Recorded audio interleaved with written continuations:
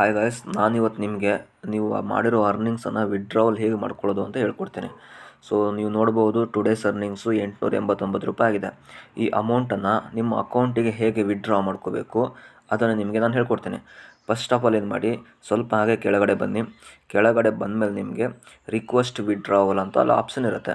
So ಈ ಒಂದು ಆಪ್ಷನನ್ನು request ಅಂತ ಬಟನ್ ಇದೆ, ಅದನ್ನು ಕ್ಲಿಕ್ ಮಾಡಿ. ಆವಾಗ ನಿಮ್ಮದು ಅರ್ನಿಂಗ್ಸ್ ಆಗಿರೋದನ್ನು ರಿಕ್ವೆಸ್ಟ್ ಹೋಗುತ್ತೆ. You will be notified soon ಅಂತ ಬರುತ್ತೆ. ಓಕೆ ಕೊಡಿ. ಇವಾಗ ನಿಮಗೆಲ್ಲ ನೋಡಿ ಅದನ್ನು ಕ್ಲಿಕ್ ಮಾಡಿ, ಅಲ್ಲಿ ರಿಕ್ವೆಸ್ಟ್ ವಿಡ್ರಾವಲು ಇನ್ ಪ್ರೋಗ್ರೆಸ್ ಇದೆ. ಸೊ ಈ ಅಮೌಂಟ್ ನಿಮಗೆ ಪ್ರತಿ ಮಂಗಳವಾರ ಮತ್ತು ಶುಕ್ರವಾರ ನಿಮ್ಮ ಅಕೌಂಟಿಗೆ ಸಿಗುತ್ತೆ.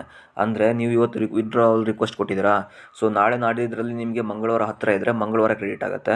ಇಲ್ಲಾಂದರೆ ನೀವು ಇವತ್ತು ವಿಡ್ರಾವಲ್ ರಿಕ್ವೆಸ್ಟ್ ಈ ಥರ ಕೊಟ್ಟಿದ್ರೆ ನೀವು ಶುಕ್ರವಾರ ನಿಮಗೆ ನೆಕ್ಸ್ಟ್ ಬರೋ ವಾರ ಶುಕ್ರವಾರ ಆಗಿದ್ದರೆ ಶುಕ್ರವಾರ ನಿಮಗೆ ಸಿಗುತ್ತೆ. ಅಂದರೆ ವಾರದಲ್ಲಿ 2 ದಿನ ನಿಮಗೆ ವಿಡ್ರಾವಲ್ಲು ಅಕೌಂಟಿಗೆ ಸಿಗುತ್ತೆ, ನಿಮಗೆ ಅಕೌಂಟಿಗೆ ಟ್ರಾನ್ಸ್ಫರ್ ಆಗುತ್ತೆ. ಒಂದು ಮಂಗಳವಾರ, ಇನ್ನೊಂದು ಶುಕ್ರವಾರ ನಿಮ್ಮ ಅಕೌಂಟಿಗೆ ಟ್ರಾನ್ಸ್ಫರ್ ಆಗುತ್ತೆ. ಸೊ ನಿಮಗೆ ನೆಕ್ಸ್ಟ್ ಯಾವ ವಾರ ಬರುತ್ತೋ ಆ ವಾರಕ್ಕೆ ನಿಮಗೆ ಆಗುತ್ತೆ. ಸೊ ಇವತ್ತು ಬಂದುಬಿಟ್ಟು ಸೋಮವಾರ, ಹಾಗಾಗಿಬಿಟ್ಟು ನನ್ನ ಅಕೌಂಟಿಗೆ ಕ್ರೆಡಿಟ್ ಆಗೋದು ಈ ವಿಡ್ರಾವಲ್ ಅಮೌಂಟು ನಾಳೆ ಮಂಗಳವಾರ. ಸೊ ಇವತ್ತೇನಾದರೂ ಬುಧವಾರ ಆಗಿದ್ದರೆ, ನಾನು ಇವತ್ತು ವಿಡ್ರಾವಲ್ ರಿಕ್ವೆಸ್ಟ್ ಕೊಟ್ಟಿದ್ದರೆ ನನಗೆ ಅದು ಕ್ರೆಡಿಟ್ ಆಗೋದು ಶುಕ್ರವಾರ. ಈ ಥರ ಮಂಗಳವಾರ ಮತ್ತು ಶುಕ್ರವಾರ 2 ದಿನ ನಿಮ್ಮ ಅಕೌಂಟಿಗೆ ಅಮೌಂಟ್ ಸಿಗುತ್ತೆ.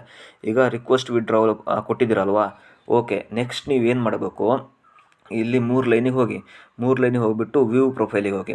ವ್ಯೂ ಪ್ರೊಫೈಲಿಗೆ ಹೋದ್ಮೇಲೆ ಅಪ್ಡೇಟ್ ಪ್ರೊಫೈಲ್ ಕೊಡಿ.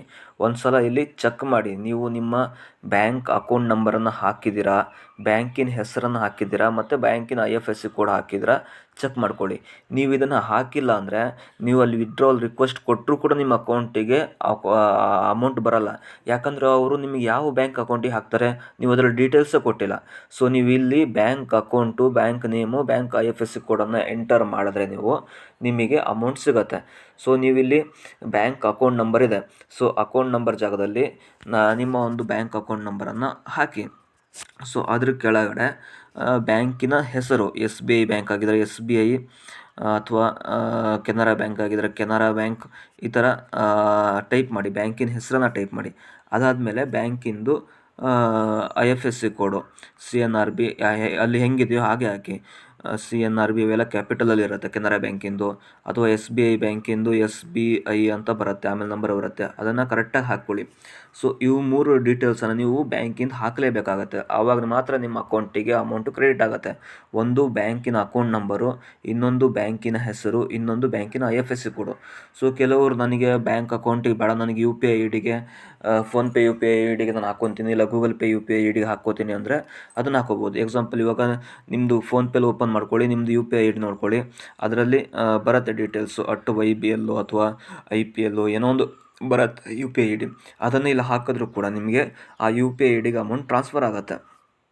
ಸೊ ನೀವು ಏನು ಮಾಡಬೇಕು, ವಿಡ್ರಾವಲ್ ರಿಕ್ವೆಸ್ಟ್ ಕೊಟ್ಟ ಮೇಲೆ ಬ್ಯಾಂಕ್ ಅಕೌಂಟನ್ನು ಚೆಕ್ ಮಾಡಬೇಕು, ಅಲ್ಲಿ ಹಾಕಿದಿರೋ ಇಲ್ವೋ ಅಂತೇಳಿ. So request withdrawal in progress ಅಂತ ನಿಮಗೆ ತೋರಿಸುತ್ತೆ. ಈ ಥರ ತೋರಿಸ್ತಾ ಇದೆ ಅಂದರೆ ಅವ್ರು ರಿಕ್ವೆಸ್ಟ್ ಹೋಗಿರುತ್ತೆ. ಅದು ನಿಮಗೆ ನಿಯರ್ ಬೈ ಯಾವುದು ಮಂಗಳವಾರ ಹತ್ತಿರ ಇದೆಯೋ ಅಥವಾ ಶುಕ್ರವಾರ ಹತ್ತಿರ ಇದೆಯೋ ಆವತ್ತಿನ ದಿವಸಕ್ಕೆ ನಿಮಗೆ ಕ್ರೆಡಿಟ್ ಆಗುತ್ತೆ ಅಕೌಂಟು. ಸೊ ಈ ಥರ ಮಾಡಿಬಿಟ್ಟು ನೀವು ನಿಮ್ಮ ಅರ್ನಿಂಗ್ಸನ್ನು ವಿಡ್ರಾವಲ್ ಮಾಡ್ಕೋಬೋದು.